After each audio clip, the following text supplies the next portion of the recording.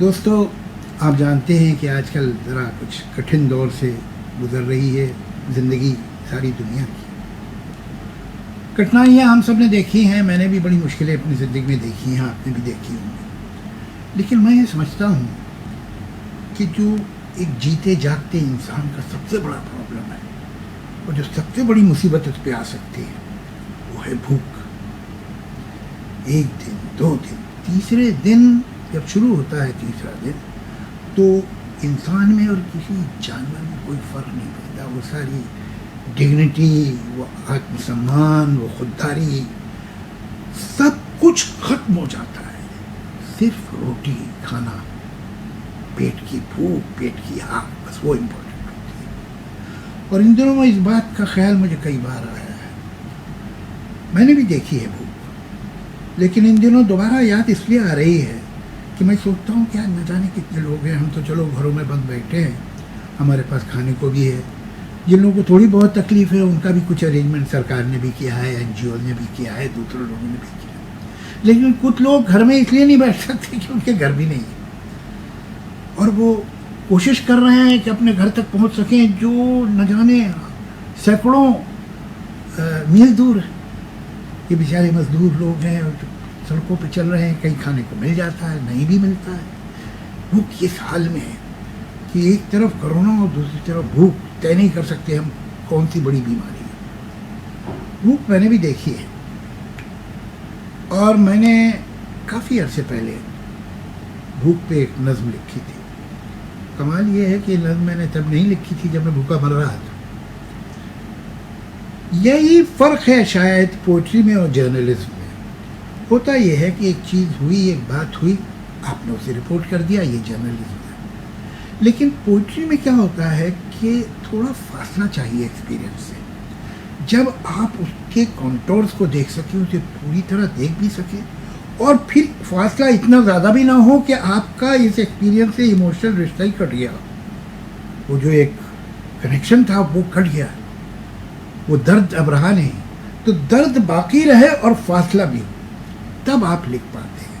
میں ان دنوں ویسے کرونا کے بارے میں بھی کچھ لکھ رہا ہوں، لیکن میں اسے بھی رکھے رہوں گا، ابھی میں سناتا نہیں ہوں لوگوں کو، اسے میں پھر دیکھوں گا، تھوڑے فاصلے سے دیکھوں گا، جب یہ مشکل گزر جائے گی، جب دل میں درد تو رہے گا لیکن یہ ایک حقیقت نہیں رہے گی، تب اس نظم کو دوبارہ دیکھ کے سوچ کے پھر آپ تک پہنچانے کی کوشش کروں گا۔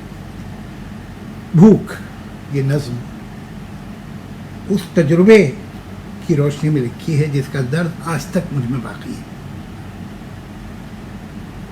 آنکھ کھل گئی میری، ہو گیا میں پھر زندہ، پیٹ کے اندھیروں سے ذہن کے دھندلکوں تک ایک سانپ کے جیسا رینگتا خیال آیا، آج تیسرا دن ہے، آج تیسرا دن ہے۔ دوپہر کی گرمی میں بے ارادہ قدموں سے ایک سڑک پہ چلتا ہوں، تنگ سی سڑک پر ہیں دونوں سمت دکانیں، خالی خالی آنکھوں سے ہر دکان کا تختہ صرف دیکھ سکتا ہوں، اب بڑھا نہیں چاہتا۔ لوگ آتے جاتے ہیں، پاس سے گزرتے ہیں، پھر بھی کتنے دھندلے ہیں، سب ہیں جیسے بے چہرہ، شور ان دکانوں کا، راہ چلتی ایک گالی، ریڈیو کی آوازیں، دور کی صدائیں ہیں، آ رہی ہیں میلوں سے، جو بھی سن رہا ہوں میں، جو بھی دیکھتا ہوں میں، خواب جیسا لگتا ہے بھی اور نہیں بھی ہے۔ دوپہر کی گرمی میں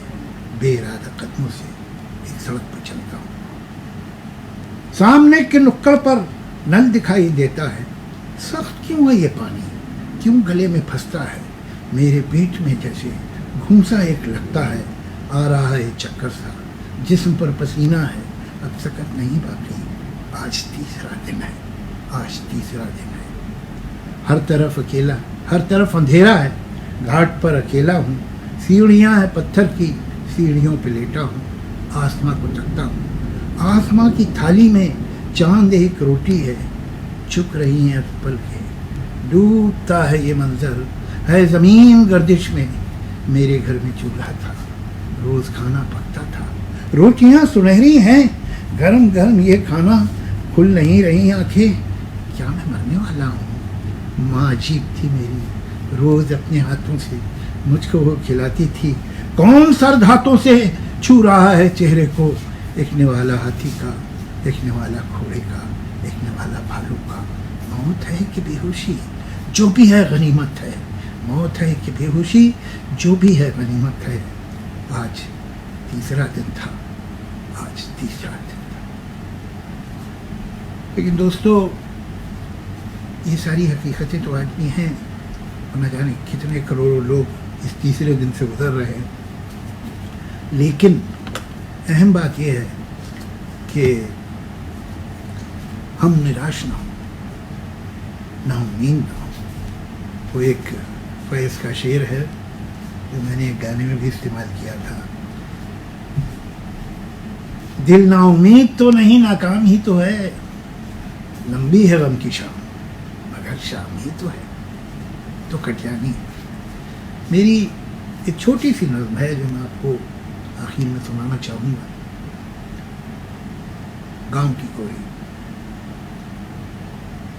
رات کی کالی چادر اوڑھے, صبح کی گوری, غلط بول گیا میں, صبح کی گوری. رات کی کالی چادر اوڑھے, منہ کو لپیٹے روٹ کے سب سے, سوئی ہے کب سے صبح کی گوری. آنکھ نہ کھولے, منہ سے نہ بولے, جب سے کسی نے کر لی ہے سورج کی چوری. رات کی کالی چادر اوڑھے, روٹ کے سب سے, سوئی ہے کب سے صبح کی گوری. آنکھ نہ کھولے, منہ سے نہ بولے, جب سے کسی نے کر لی ہے سورج کی چوری. آؤ چل کے سورج ڈھونڈے, اور نہ ملے تو کرن کرن پھر جمع کرے ہم, اور ایک سورج نیا بنائے. روٹ کے سب سے, سوئی ہے کب سے صبح کی گوری. اسے جگائیں, اسے منائیں.